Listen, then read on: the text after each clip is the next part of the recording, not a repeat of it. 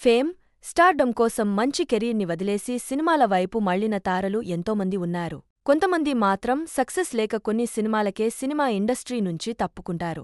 అయితే ఓ నటి మాత్రం ఇండస్ట్రీలోకి 13 ఏళ్లకే ఎంట్రీ ఇచ్చి 19 ఏళ్లకే సినిమా ఇండస్ట్రీ నుంచి తప్పుకుంది. అయితే ప్రస్తుతం ఆమె గూగుల్లో ఓ మంచి జాబ్ చేస్తుండడం విశేషం.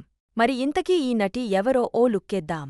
1995 నుండి 2000 వరకు తన నటనతో బాలీవుడ్లో దూసుకుపోయిన మయూరి కాంగో ఇప్పుడు కార్పొరేట్ ప్రపంచంలో మంచి పేరు సంపాదించుకుంది.